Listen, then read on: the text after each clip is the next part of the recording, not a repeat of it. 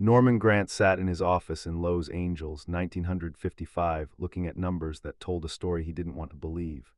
Verve Records, his dream, his vision, the label he'd founded to give jazz artists the respect and compensation they deserved, was dying. 6 months, maybe less. That's how long he had before the money ran out completely. He picked up the phone and called Ella Fitzgerald. "I have an idea," he said. "It's ambitious. It's expensive. It might be the stupidest thing I've ever proposed, but if it works, it could save everything."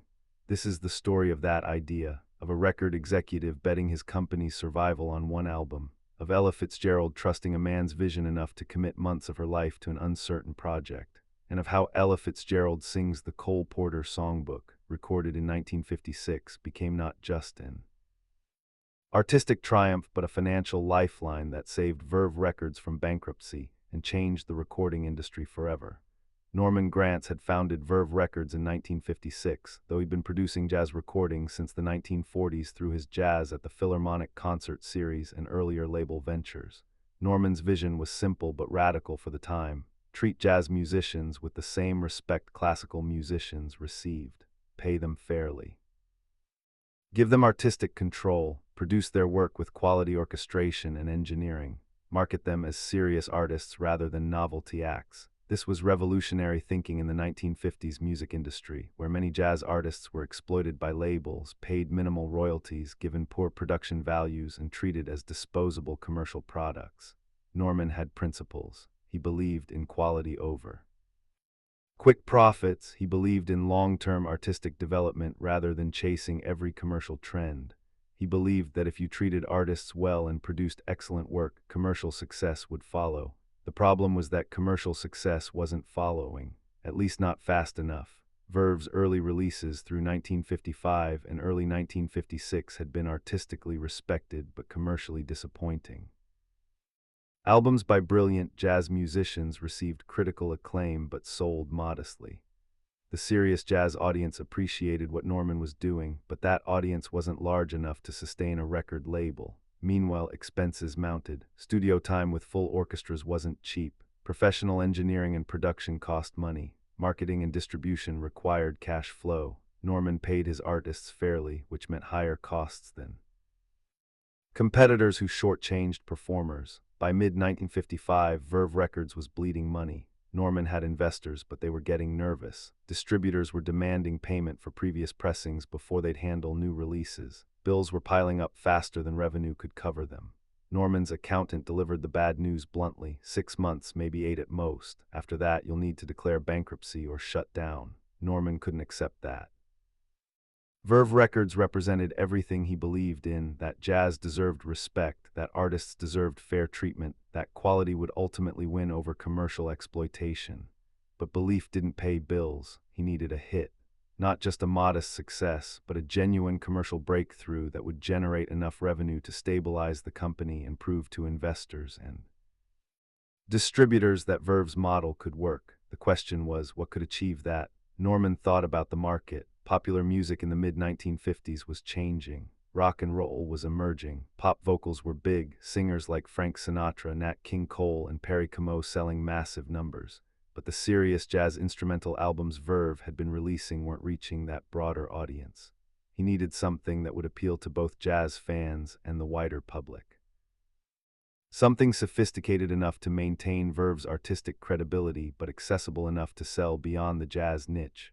That's when the idea hit him. Songbooks. The great American composers, Cole Porter, George Gershwin, Irving Berlin, Jerome Kern, Richard Rodgers. These weren't just jazz standards, they were American cultural treasures.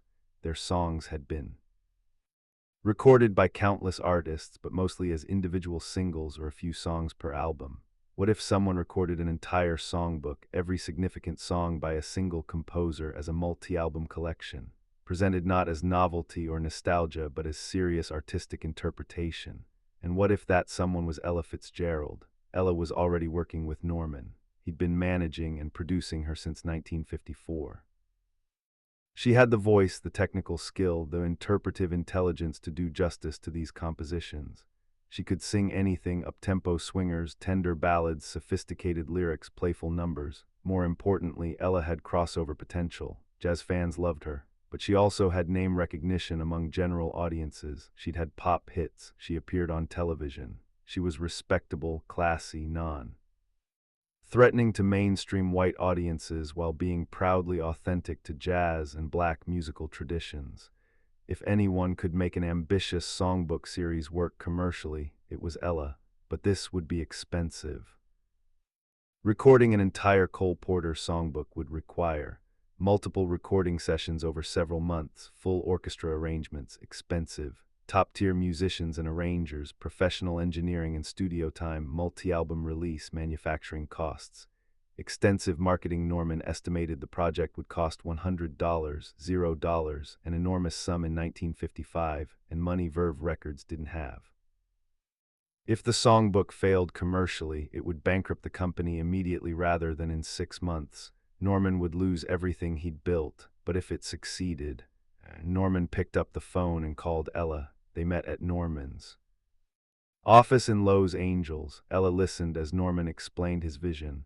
"I want you to record the complete works of Cole Porter," Norman said. "Not just his hits, everything significant he wrote. We're talking about 50, 60 songs, multiple albums, full orchestra arrangements. We present it as a definitive artistic statement." Ella was quiet for a moment. "That's ambitious. It's insane," Norman admitted. "It'll take months. It'll cost a fortune I don't actually have, and there's no guarantee anyone will buy it." "Then why do it? Because if we do it right, it could be extraordinary. Porter's songs deserve this kind of treatment. You deserve to be presented this way, as a serious interpreter of great American music, not just a jazz singer doing standards." "You said you don't have the money for this," Norman sighed. "I don't. Verve is struggling. We have maybe 6 months before we run out of funding completely. This project could save the label, or it could bankrupt us immediately. So you're betting everything on this idea." "I'm betting everything on you, Ella, on your voice, your artistry, your ability to make people understand why these songs matter." Ella looked at Norman carefully. She'd been working with him for over a year. She trusted him more than she'd trusted most managers and producers in her career. Norman had always been straight with her, always fought for her interests, always treated her with respect.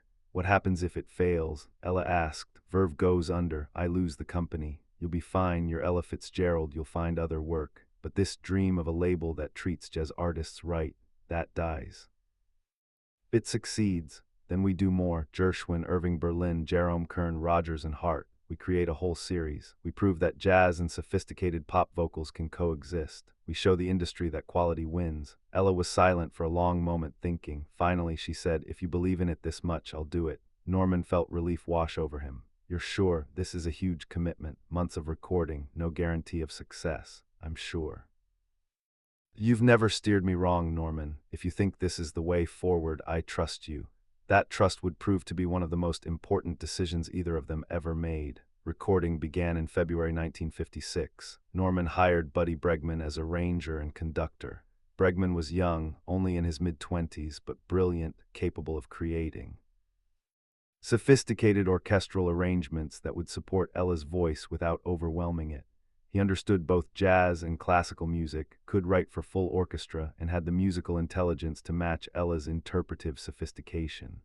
The sessions took place at Capitol Studios in Los Angeles, one of the finest recording facilities in America. Full orchestra every session, strings, brass, woodwinds, rhythm section. Professional musicians who'd played with everyone from Frank Sinatra to Duke Ellington. This wasn't a small combo recording, this was full symphonic treatment of popular songs. The budget was staggering. Each session cost thousands of dollars. Orchestra musicians, union scale, studio rental, engineering staff, arrangements, chart copying. Every session meant Norman watching hundreds of dollars per hour disappear from Verve's already depleted reserves. Norman would sit in the control booth, listening to playbacks, knowing that every take, every do-over, every decision to add another session was money Verve didn't have. His accountant stopped attending sessions because seeing the expense in real time made him too nervous. But the music being created was extraordinary beyond anything Norman had imagined. Ella approached the Cole Porter songs with a combination of reverence and playfulness that was perfect for Porter's sensibility. She understood Porter's sophisticated wit, his clever wordplay, his ability to be both urbane and deeply emotional. These weren't simple love songs, they were complex pieces that worked on multiple levels. Songs like I Get a Kick Out of You, Ella sang it with wry humor but also genuine emotion. The lyric about getting no kick from champagne or cocaine but getting a kick from the beloved. Porter was being clever and sincere simultaneously, and Ella captured both. Night and Day, one of Porter's most famous compositions, Ella sang with building intensity, the orchestra swelling behind her, the romantic obsession of the lyric becoming almost hypnotic. Every Time We Say Goodbye, the most emotionally direct song in Porter's catalog, Ella delivered with heartbreaking simplicity, letting the melody and words speak for themselves, the orchestra providing gentle support. She could be sophisticated on You're the Top, playful on Let's Do It, sultry on Love for Sale, tender on Easy to Love. Every song received the perfect interpretation, the perfect arrangement, the perfect vocal approach. Bregman's arrangements were masterful. Lush string writing that evoked Hollywood's golden age of orchestration, brass that could punctuate without overwhelming, woodwinds that added color and texture, and underneath it all a rhythm section that kept everything swinging even on the ballads, reminding listeners that this was still jazz, still rooted in that tradition even while embracing symphonic elements. As the sessions continued through February, March, and April, everyone involved sensed they were creating something special. But special didn't necessarily mean commercially successful. The jazz world was littered with artistically brilliant albums that sold poorly. Norman was running out of money.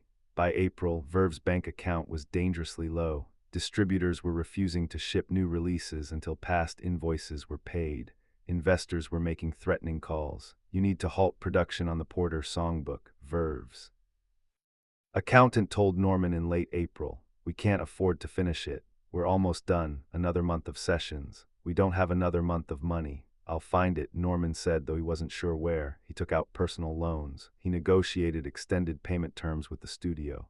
He convinced musicians to defer some payment until the album released. He mortgaged his vision of Verve's future against the reality of its present collapse.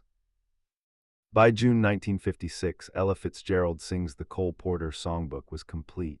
2 albums worth of material, 60 songs total, though they'd eventually release a curated selection for the initial release. The manufacturing began, pressing vinyl, creating album covers, printing liner notes, more expenses. Norman's accountant looked physically ill reviewing the numbers. If this doesn't sell, the accountant said, Verve Records is finished, will be bankrupt by September. The album was released in July 1956. The first week's sales were modest, respectable but not spectacular. Norman tried not to panic. Then the reviews started coming in. A triumph of musical interpretation, wrote one critic. Ella Fitzgerald has created the definitive Cole Porter collection, declared another. This is what happens when great songs meet a great voice, raved a third. The critical response was unanimous. This was something special, but critical acclaim didn't pay bills. Norman needed sales. Week 2 showed stronger numbers. The album was getting radio play not just on jazz stations but on pop stations. DJ were playing tracks like I Get a Kick Out of You and Love for Sale and You're the Top. Week 3, sales doubled. Week 4 doubled again. By August, Ella Fitzgerald Sings the Cole Porter Songbook was selling beyond anyone's expectations. It wasn't just reaching jazz fans, it was reaching general music audiences. People who'd never bought a jazz album were buying this. It was showing up in upscale homes, being given as sophisticated gifts, becoming a cultural statement. Word of mouth drove sales higher. People told friends, you have to hear this Ella Fitzgerald Cole Porter album. It's magnificent. September came, the month Norman's accountant had predicted bankruptcy. Instead, Verve's bank account was growing. Revenue from the Cole Porter Songbook was covering past debts, paying current expenses, and actually generating profit. Distributors who'd refused to work with Verve were now calling, wanting to carry more Verve releases. Investors who'd been threatening to pull funding were now asking how they could invest more. By October, it was clear the gamble had paid off. Ella Fitzgerald Sings the Cole Porter Songbook wasn't just saving Verve Records, it was transforming it into a major label. The album would eventually sell over 100,000 copies in its first year, enormous numbers for a jazz release in 1956. It would win critical awards, appear on best-of-year lists, and establish a new standard for what a vocal album could be. More importantly, it proved Norman's concept.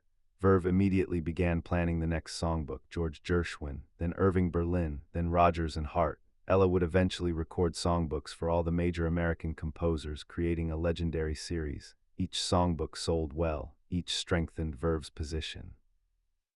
By 1957, Verve Records was not just surviving but thriving, becoming one of the premier jazz labels in America. Norman's vision that quality and fair treatment of artists could coexist with commercial success had been vindicated, and it had all hinged on one album, one expensive, ambitious, risky project that could have destroyed the company but instead saved it. Years later, when Norman was asked about the Cole Porter songbook, he said, "I was 6 months from bankruptcy when I proposed that project to Ella. It was the most scared I've ever been in business, but Ella trusted me. She committed to something that could have failed spectacularly. That trust meant everything." Ella, when asked about the same project, said simply, "Norman believed in it. That was enough for me. He'd always been honest, always treated me fairly. When he said this could work, I believed him." That mutual trust, artist and producer believing in each other's vision, created one of the most important albums in jazz history and saved a record label that would go on to document decades of American music. Mid-1955, 6 months from bankruptcy. Mid-1956, one album away from survival. July 1956, Ella Fitzgerald sings the Cole Porter songbook, released. September 1956, Verve Records saved. One woman's voice, one man's vision, one album that changed everything. The music industry is full of stories about hits and flops, successes and failures, but rarely is the line so stark: record this album or lose everything. Norman Granz bet his company. Ella Fitzgerald bet her time and reputation. Cole Porter's songs provided the material. Buddy Bregman's arrangements provided the setting. And together they created something that proved what Norman had believed all along, that treating artists with respect, giving them resources to do their best work, and trusting in quality over quick commercial compromises, that could succeed not just artistically but commercially. Verve Records would continue for decades, releasing legendary albums, documenting jazz history, treating artists fairly, all because one album sold when it absolutely had to. Norman Grantz's phone call to Ella in 1955, "I have an idea. It's ambitious. It's expensive. It might be the stupidest thing I've ever proposed." Ella's response, "If you believe in it, I'll do it." Sometimes trust is the most valuable currency in the world, and sometimes one album really can save everything.